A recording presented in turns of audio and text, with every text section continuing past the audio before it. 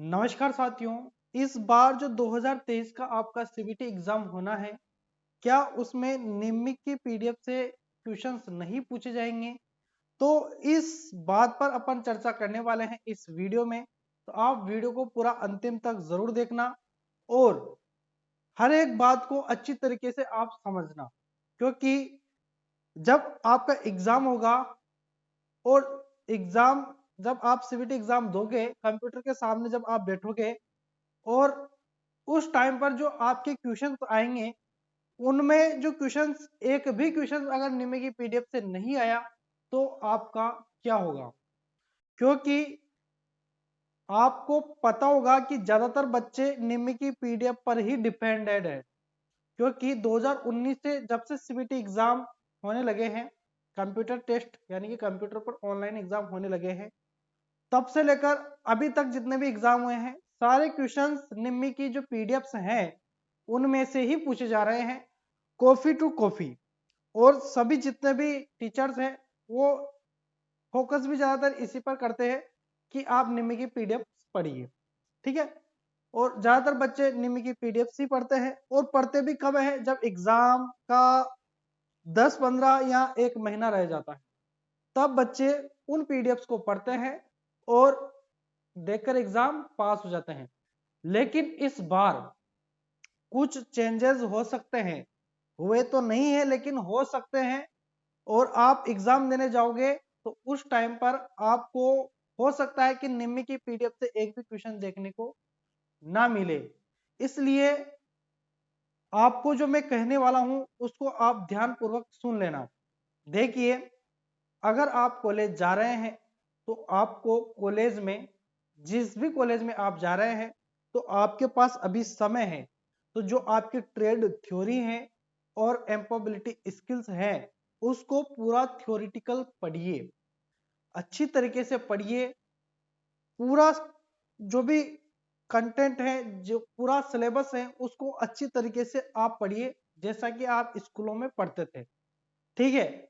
उनको पढ़ने से आपको क्या याद होगा कि जो भी कॉन्सेप्ट है उनको अच्छी तरीके से आप समझकर याद करोगे, तो क्वेश्चंस किसी भी तरीके से पूछे एग्जाम में तो आप उसका आंसर अच्छी तरीके से दे सके।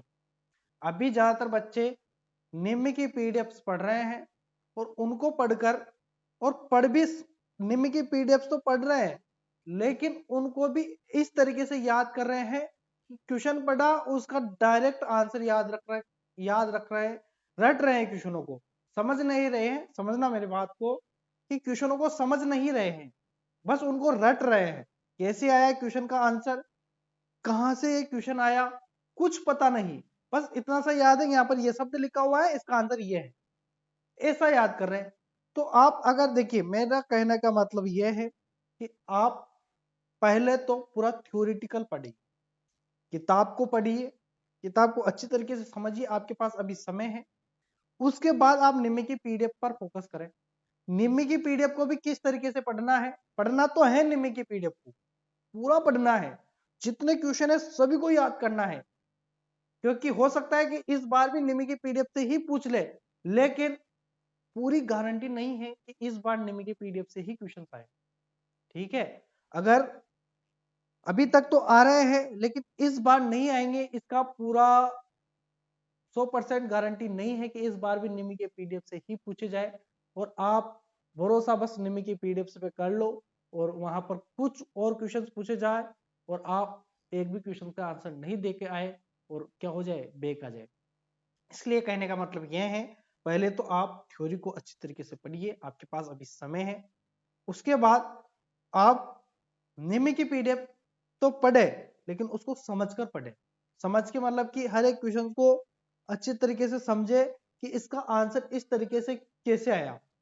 उसके इर्द गिर्द के क्वेश्चन पढ़िए, जो वहां पर क्वेश्चन पूछा गया है उससे संबंधित और क्वेश्चन पढ़िए, अनेक क्वेश्चन पढ़िए, ताकि आप से वहां पर लैंग्वेज बदल कर भी क्वेश्चन दे देना तो दिक्कत ना आए।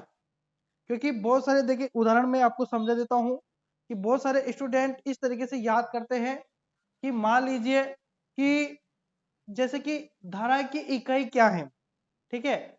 बच्चे ने याद क्या कर रखा है, धारा की इकाई क्या है, और वहां पर पूछा जाए, सभी को पता है कि धारा की इकाई एम्पियर है, लेकिन इस तरीके से पूछ लिया जाए कि एम्पियर किसकी इकाई है, तो वहीं चक्कर पड़ जाएगा बच्चे के, क्योंकि उसने समझा नहीं और क्वेश्चंस की लैंग्वेज चेंज कर दी।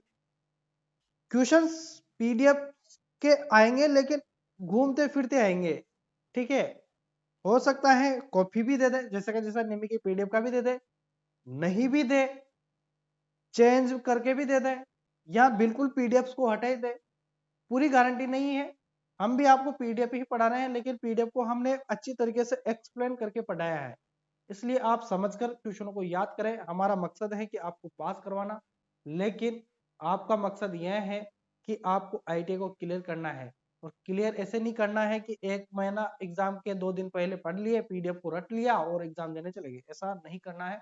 आपको पूरा कॉन्सेप्ट को अच्छी तरीके से पढ़कर जाना है, ताकि आप अच्छी तरीके से एग्जाम को दे सके और अच्छी तरीके से आप पास कर सके। एक बार में ही आईटीआई को क्लियर करना है, ठीक है। बहुत सारे तो अभी भी ऐसा चल रहा है कि बैग आ जाएगी तो फिर दे लेंगे, तो ऐसे बार बार समय बर्बाद ना करें, क्योंकि समय बहुत कीमती है। आने वाले समय में बहुत अच्छी वैकेंसीज आ रही है, तो आपको अभी समय है, तो अच्छी तरीके से फोकस कर ले और पूरा अच्छी तरीके से क्लियर करें, ताकि ये अभी का पढ़ा हुआ आपके कंपटीशन एग्जाम में बहुत काम आएगा, ये ध्यान रखना। और अभी आपके पास समय है, तो आप अच्छी तरीके से पूरा सिलेबस पढ़े, ठीक है। तो यही थी हमारी जानकारी। तो आप निम्न की पीडीएफ तो पढ़े, लेकिन पढ़ना तो है निम्न की पीडीएफ को, लेकिन समझ के पढ़ना है, ये ध्यान रखना।